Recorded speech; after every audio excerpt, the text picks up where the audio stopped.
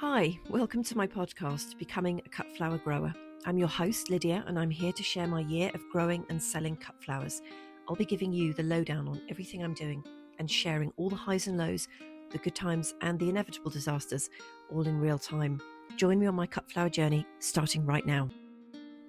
Hello, and welcome to the latest episode. It's Friday, the 24th of July, 2026. Now, it's going to start off really moany, and then I promise you it's going to get better because I have had absolutely enough of this weather. I've had a really annoying, frustrating week, and I just hate everything right now. I've just completely lost all of my motivation, all my mojo, all my energy. Everything. It's just been rubbish this week. And I was looking at the field this morning. I was kind of sad when I was looking at it because although lots of things are fine, and they are fine, like they're not all fine. And I'm really seeing, like, maybe it's just because I'm a bit negative, and I was just really focused, hyper focused on all the negatives this morning. And I was looking at all the things that I'd bought in an emergency that I thought would be a good idea, like the Clarkia, which really not a good idea. I mean, I love them, don't get me wrong, and I was going to grow them next year, and maybe I will. It's just, I don't know, I haven't sold very many of them. They weren't very tall. This is the theme across the whole field now. I'm just looking at everything with a really critical eye. And I'm just, I don't know, I've just hit a bit of a wall, I think, a bit of a motivation and yeah, just a wall of heat and tiredness and frustration with weather and everything. And yeah, I couldn't walk away from it all now because I'm fully in it, and I'm sure by the next time the next episode comes out, I'll be back on track. But just today, I'm literally not feeling it at all. And you know, I've had just murders with some of the gardens that I look after this week because where people have been irrigating, great, amazing. Where they haven't, everything is just burnt to a crisp, and the ground is just rock solid.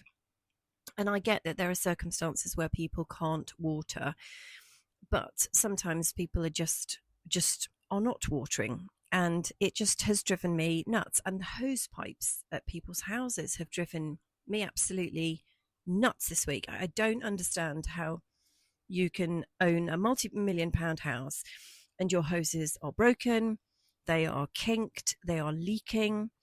Why are the fixings missing or broken, or they just don't work? Like, why are those really annoying little roly trolley things that the hose pipe has to go around? Why do the hose never go back onto those little trolley things properly? Why are the hoses never long enough? I mean, I've just spent £34 on 50 meters of hose. Not the most expensive, definitely not a brand name. It's like a basic hose, but it's perfectly adequate. And if it gets looked after, it's going to last me for years. And 50 meters is quite a lot of hose for £34. I was quite impressed with myself. I mean, why are the standpipes not in better places or just sensible places? Going back to that silly trolley thing, why do they always fall over as soon as you look at them? Like, just what happens to them? Why aren't the bases heavier or more stable or better balanced? Like, who is making these things? I was thinking today, after this week, that I'm just going to set up a company that makes hose trolleys that actually just stand up and like wheel around properly. Anyway, I would like to say that I'm really only ranting about people who've got domestic gardens and not people who've got like farms and livestock, because obviously if you've got livestock, water has to be prioritized for them. So I'm absolutely not having a go at anybody that chooses not to water because they have to prioritize the water for their animals, because that's what I have to do. I had to stop watering tonight because I'd pretty much run out of the allocated water for the flowers, and I need to make sure that I've got plenty of water for the chickens, for the ducks paddling pool, and for any disasters that happen up there that requires water. Anyway, it's just been that kind of week, to be honest. The good news is that I found that missing hosepipe fitting that I had lost, and it was actually on the tap. So technically, I hadn't lost it at all. That's amazing. The good news, that is the good news. The bad news is that the batch cooking has gone completely out the window. That was a very cunning technique that I was going to employ this year, so that when we get to a busy time, I don't have to worry about meals. Otherwise, things go a little bit crazy, and that's just completely been abandoned because there just isn't time, excuse me, or motivation or energy to do it. So last night, despite the fact that I actually have a proper vegetable garden up on the field, last night for my dinner, I had 2 bowls of frozen sweet corn that I microwaved and then just put ketchup on top and ate them with a spoon. That's pretty much how bad it has got. And also, I'm going to tell you about this in a second, but I had this amazing events planner, Caterer, come and do a plot tour yesterday. And I was so excited, and I felt like quite under pressure to get it right and like not mess it up. And I went to the shop and I bought all these different cans of sparkling water and nice drinks because I'm off grid up there and I can't sort of cater properly. So I have to bring everything in. Bought this great big bag of all these different flavors and everything, kept them cool with an ice pack, and then I completely forgot to offer them to this lady. So we sat down at the table in front of Kylie's room in the sun, and I did not offer this woman a drink, which is just absolutely mortifying. So now I've got a whole bag of fizzy drinks that I have to work my way through. So it really hasn't been my week. On the field, I have done a lot more mulching. So I told you I was going to do this. And this, I think, is my new technique for actually getting things done. I feel like if I tell you, then you're going to hold me accountable. So I actually managed to get that done. Right at the moment, it's like more for a kind of sunscreen and soil protection issue. It's not really about keeping the moisture in. Normally, I would mulch after the soil is wet because you want to kind of trap that moisture in. But that is not happening. And when I'm watering, I'm not really watering enough to like totally soak the soil. So it doesn't matter. The bark mulch is going down. Only yesterday, I left the gate to the flowers open and some of the birds were out. And when I did a head count, I couldn't find Kermie. Kermie'd gone into the field and she'd scattered my bark absolutely everywhere. And I'd put a really amazing batch around some salvias that I have that I'd given them a very hard cut back to sell the stems. And they're sending up all this amazing new growth. And Kermie had just got in there, ripped them all to pieces, made a right old mess. And she was really proud of herself. And I thought, gosh, if you had enough meat on your bones, I would slow cook you because I'm so cross with you right now. Luckily for Kermie, she doesn't. I'm kind of watching my compost bays just completely desiccate in the heat. I really want to water them, so I can't because there just isn't enough water. So I'm just kind of watching them go crispy and not make compost, which is really, really upsetting. And they are sited in the right place. I think the rule, supposedly, for where to put your compost heaps is where you would want to go and sit on a bench to catch the evening sun. And that is apparently where you're supposed to put your compost heaps. They like to have a nice, warm, sunny area, but not too sunny. So the evening sun is great. So I thought I'd been really clever. And they're kind of in the center of the plot. So you don't have to cart stuff around because there is probably just about enough room to get wheelbarrows up the paths. But often I just carry things or I chop and drop and then I put it in the compost bay later. So that at the moment with this weather, also very, very depressing. So the other thing I meant to tell you is that if you've got any camellias, they definitely need a lot of TLC at this time of year. They make their buds for next year's flowers during the summer. So they definitely need watering. I remembered that I'd got one of those yesterday and was frantically watering that at 11:30 at night. So the private events caterer that came to visit on Thursday, she was such a lovely lady. She's a local lady. I hadn't heard of her company, but then I'm not one for private catering, so I probably wouldn't have done. And she was absolutely fantastic, really whizzy female entrepreneur. And I thought, yeah, I like you a lot. She had a tour of the field and hopefully we're going to be able to work together. I did find out that she normally gets her flowers from one of the wedding and event florists that I supply to.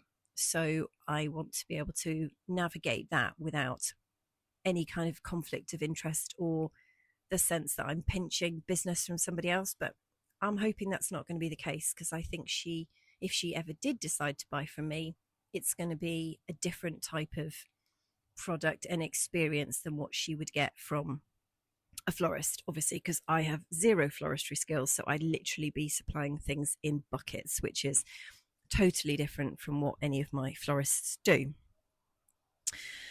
Now, I had a fantastic question from Ali at Bank Farm Flowers, and her snaps have been absolutely smashing it. I'm incredibly impressed by what she's done. She asked me a question about judging the right stage for cutting in advance of orders going out of the door. At least I think that is how I interpret it anyway. Ali, if I've got it wrong, send me a DM and I'll re-answer the question. So basically, like, how would you know the numbers that you can have, say, a week out that are going to be ready on a certain day? This one is super tricky. I'm only year 2, so I am still learning how to do all of this. And it's my opinion that you could be growing for years and still get caught out. So if you're listening to this, not just Ali, but whoever you are listening to this, don't give yourself a hard time if you think you haven't got it right, because it is super challenging up there, I think, with pricing to try and get it right. So I don't think it's a lack of experience per se. I think it's a combination of a number of factors, like the unpredictability of the weather. I mean, what is the weather going to be doing? Is it going to be hot? How hot is it going to be? Is there going to be any rain? Or are you going to be in a drought? Are the temperatures going up or are they coming down? Is it windy? I mean, there's just so many different factors could affect the time it takes for the buds to either form or to develop or to start to crack open, or for the flower to actually to develop fully. Then is it a case of, does it get pollinated really quickly and then it's just going to go over quickly? There's also insect pressures as well. You can go one evening and everything is amazing. You can go back the next morning and a whole load of aphids have just arrived from nowhere and the plants are covered. And you just can't factor that in. You just can't predict. I had a problem with, the name is going to escape me now, pollen beetles earlier in the season. These little tiny black beetles that were on absolutely everything, in everything, on everything. They were everywhere. Easy enough to get rid of. You just shake the stems and they all fell off. It was fine. But I've no idea where they came from. They literally just appeared. I've never seen them before. And they have all completely vanished now. Hopefully they haven't laid loads of eggs everywhere, but they probably have, knowing them. And the other variable, of course, is the plants themselves. Like, they just are doing their thing. They've got a whole load of things going on. And there might be problems that you don't know about. They might be having some issues with their nutrients or with their roots or whatever. So all sorts of things can affect whether the flowers are going to be ready when you want them to be ready for. So my technique is to make an educated guess, which, if it sounds like I make it up, then it's not far off making it up, but it is an educated guess based on my experience, which is limited in terms of growing flowers, but I do look after plants for my job. So I have a vague clue of what they're going to do. But I tend to give my florist a number when I quote the availability. I normally quote a number lower than what my educated guess tells me. And I normally say, I don't normally say their approximate numbers, but I normally say to the florist separately to the availability list that they are approximate numbers. And the good florists will always say, just give me approximate numbers, because they know that you can't pin it down to an exact number. Sometimes I have a backup plan as well. I might have a similar type of flower, so spike or line or disc or airy or whatever type of flower in the same color that I could potentially offer to swap in if the main crop disappoints in numbers. And I also regularly keep my florists updated if I'm not 100% sure about how things are going. So I send pictures or I send videos. And if they're buying British flowers regularly, they will understand, and they will probably have a backup too. They're probably hedging their bets just so that they've got all bases covered. And I really only offer what I'm absolutely confident about. So if it's very early season and maybe it's cold and the growth is slow, I'll stress that it's just a maybe that I'll have the stems ready. It's definitely harder if you're growing something new that you've never done before. So with plants that you've grown before, you will have a general idea of how long it takes for a bud to develop, for the stem to elongate, for the bud to open. I mean, for Dahlia exhibitors, for example, they know precisely how many days it takes for a bud to open. And if you think you might forget, then you could just always make a note. I mean, I was going to make a note of all sorts of things this year, like when my first flower was harvested and when this happened and when that happened, and that has all completely gone out of the window.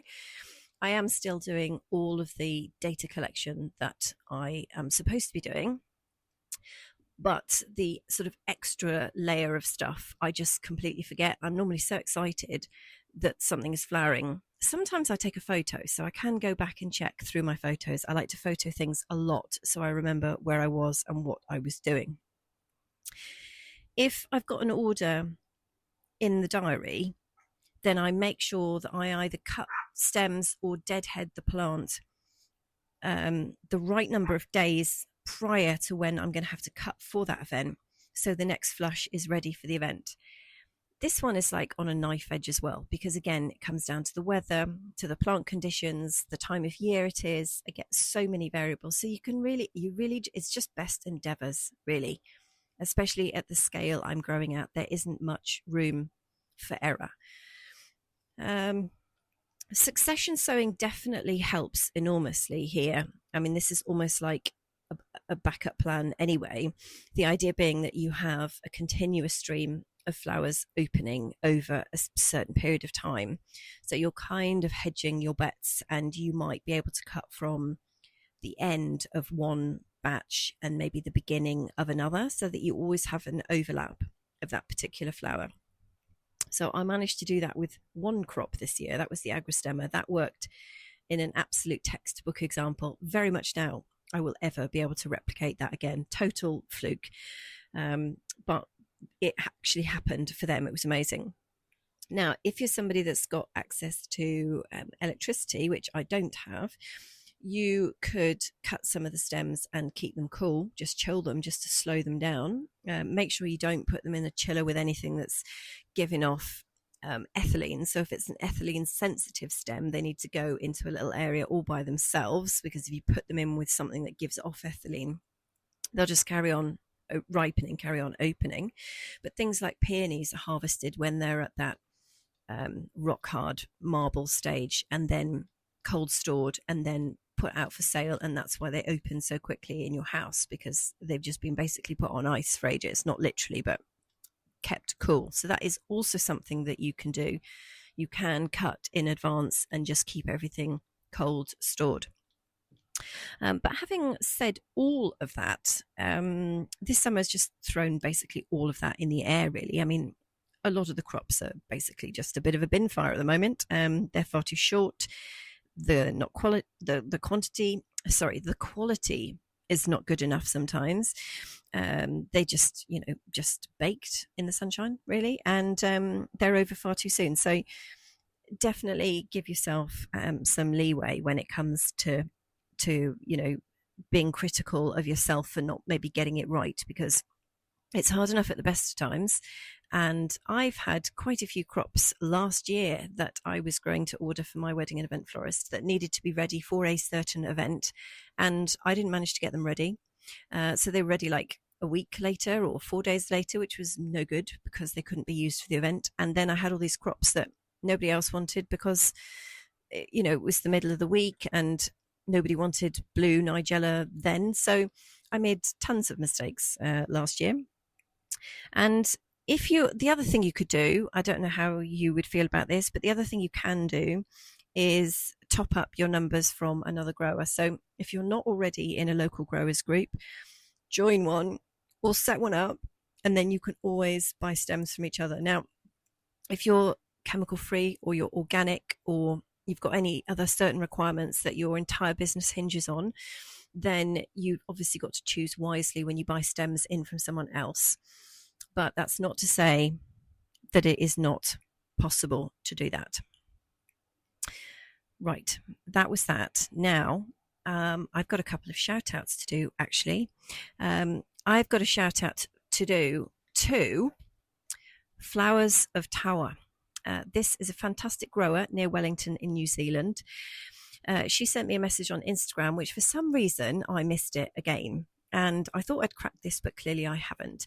And one of the things that I did do a few weeks ago, I started to get these notifications from Instagram called For You, which was completely new, and it drove me mad because it was just sending me absolutely random nonsense about people I didn't even know. So I had to switch my notifications off, apart from if it was a message, but then the messages that came through are only from people that I'm already having a conversation with. So it doesn't tell me when I get a message from somebody that I'm not already having a conversation with, which is just bananas. Anyway, I love that you found me. Welcome to the podcast. And I totally relate to what you said about DMing people that you don't know. I feel the same. I'm too scared to DM anybody that I don't know, having been ignored by a few people. So I don't even risk doing it. So I really appreciate what it takes to actually send a DM to somebody that you don't know. Also, your ranunculus are spectacular. And your delphiniums are outstanding. So very glad to have you as a listener. Second shout out, Alison in St Albans, Hertfordshire. She is starting at the beginning of the podcast, right back to episode 1, which is amazing. So well done for that. She's got up to April 2025. Now, if you're a regular listener, you may remember this episode. I ended up in floods of tears because I left a tap running overnight and I managed to empty one of my IBCs. And I think I emptied the one next to it as well because they were linked by a hose pipe.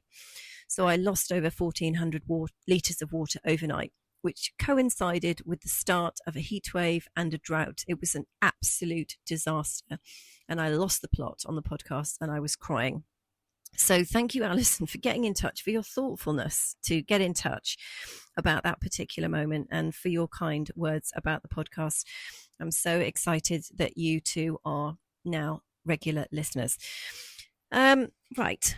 What else did I want to tell you about tonight? I know. So I've spent the afternoon with my Dahlia expert, Richard Bailey, and I made a whole load of notes. So we were actually really busy on his allotment. And if you haven't, I haven't talked about Richard for ages, so I should give you a bit of a recap actually. So Richard Bailey is a Dahlia exhibitor. He is an absolute expert on dahlias. There's nothing he doesn't know. And he grows about 100 plants in an allotment in my nearby town. And I met him through my local horticultural society, and I asked him if he would mentor me with dahlias, which he agreed to do. So I've spent a couple of years shadowing him, and every now and then I'll go to his allotment and he will talk me through everything that he's doing, tells me what I need to do at that particular time of the year, and I normally help him out with some bits and pieces. And so I thought I would share with you everything that he and I got up to this afternoon. Because if you're a dahlia person, you've got dahlias on the brain like me, you might find this interesting. Now, the first thing to point out is that Richard grows only for exhibiting. So what he does is he has about 5 main stems per plant, no more than that. And he's quite ruthless about removing stems. So he just ends up with 5. And all he wants to do is have a certain number of really excellent top quality blooms from each plant, and they have to be ready for the end of August, beginning of September. So the National Dahlia Society show in the UK is at the beginning of September at RHS Wisley. If you haven't been, it's well worth going. And then at the end of August, we have some local shows, which he always takes part in. And the second thing to say is that Richard and I diverge, fairly significantly on the use of fertilizers and chemicals and in some of our techniques. So I'm going to tell you what he does, but I'm not endorsing it or saying that that's what I do, because I'm no dig and I'm no chemicals whatsoever. I haven't even done any liquid seaweed this year at all, because I've just wanted to keep everything like on a closed loop on my field. And I don't use any artificial chemicals whatsoever. but Richard does. He also does a lot of really complicated stuff like hard stopping and double stopping, hard stopping, double stopping, and then the disbudding as well. So if you're thinking about getting started with dahlias, do not let it put you off. It's very, very straightforward. Once you've done it a couple of times, you'll be like, oh, this is fine. I'm double stopping this, that, and the other. But the reason the techniques that we employ are different is because he wants to have a small number of excellent quality blooms that are good to go into a national show. And I want to have as many blooms as possible, obviously a decent size and nice long stems, but they do not need to be exhibition standard. And if you've been to any dahlia shows, like, it will blow your mind how incredible they are. Some growers will grow 100 plants just to take 5 stems to the show. It's mind-boggling how it all works. And so that is not the same for me. So I don't hard stop mine.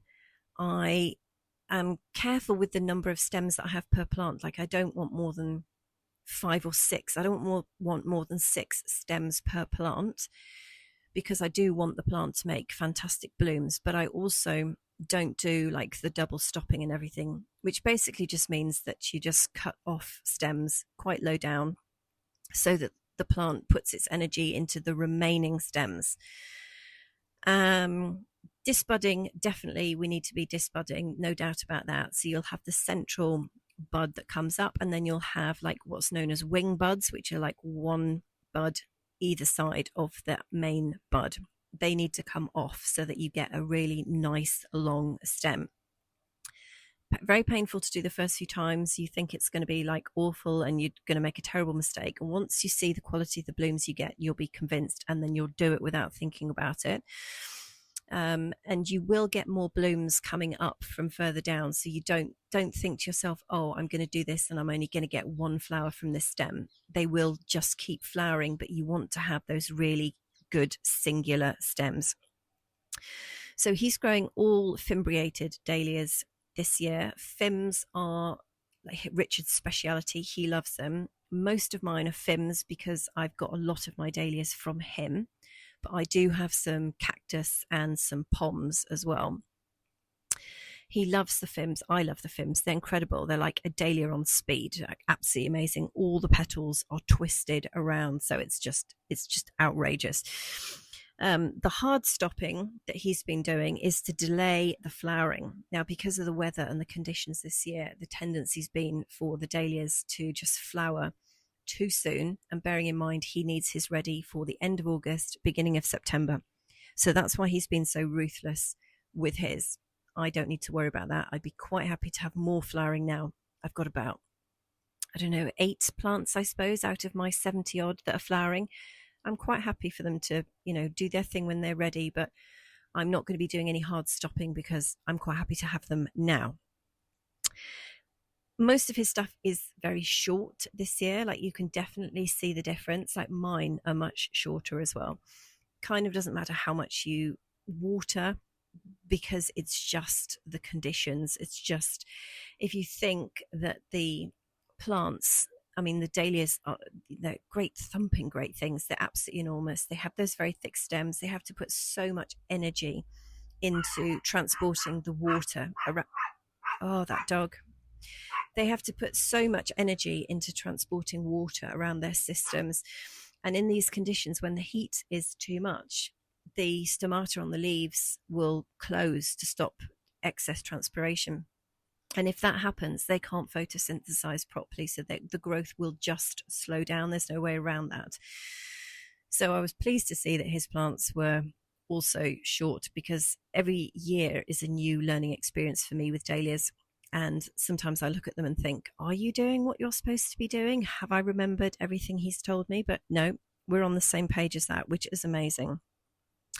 He's been bulk buying fertilizer from garden centres because he thinks the costs are going to go up. So I'm just passing that on to you. The oil situation and the Iran situation would probably suggest that the prices of fertilizers are going to go up, because the fuel at the petrol stations has certainly gone up. But then things could just change in a second, and everything could go back to normal. So who knows?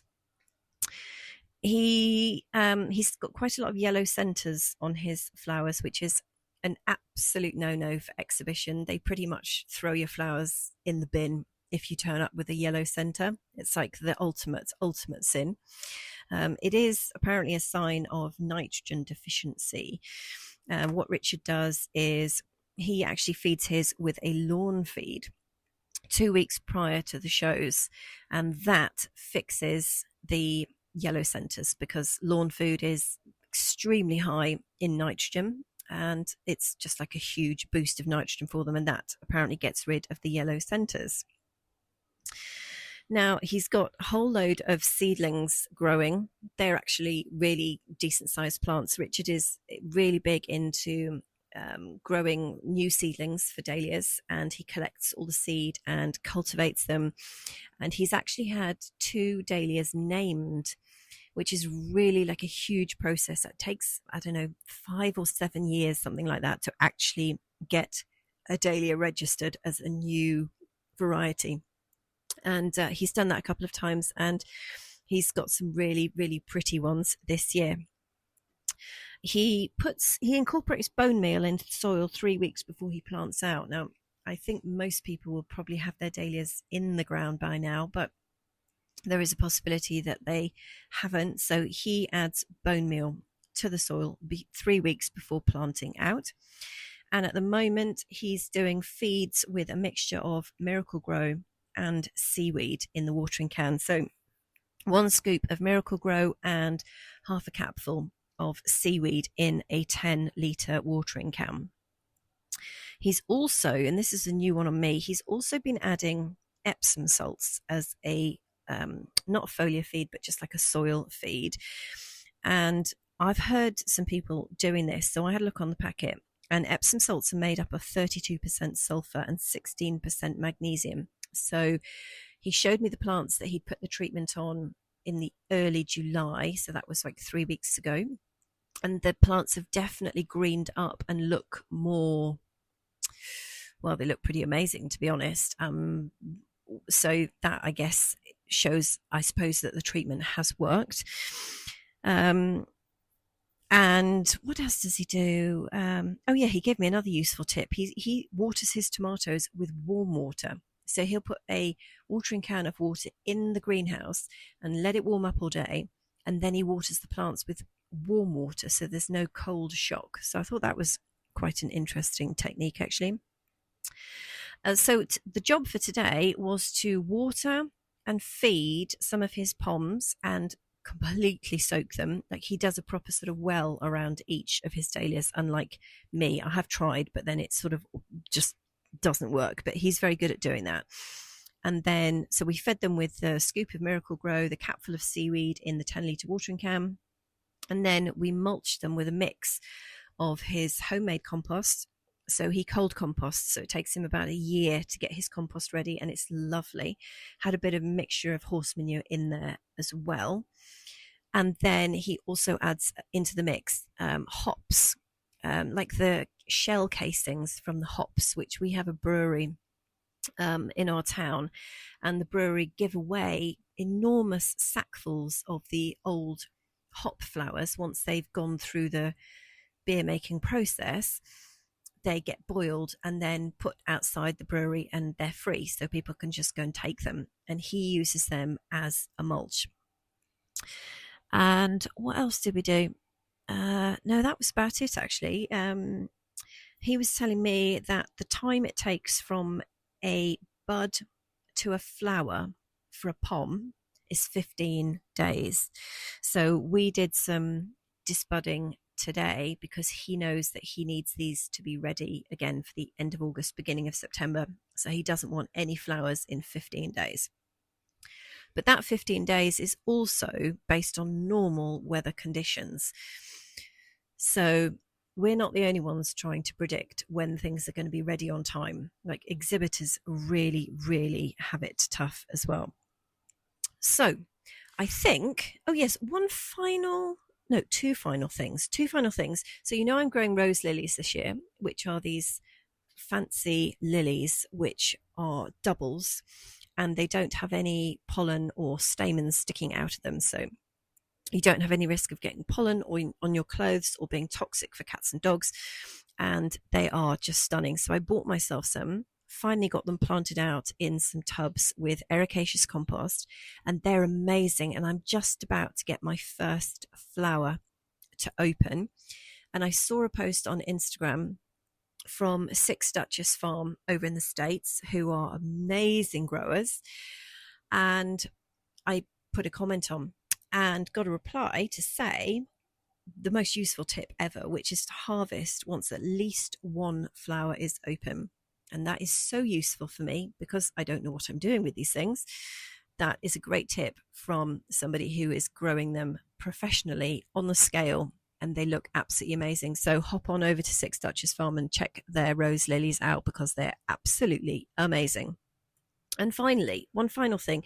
Oh, two final things actually. Plant profile of the week. I was going to talk about euonymus because I cut some to put in a tiny little vase arrangement that I made the other day.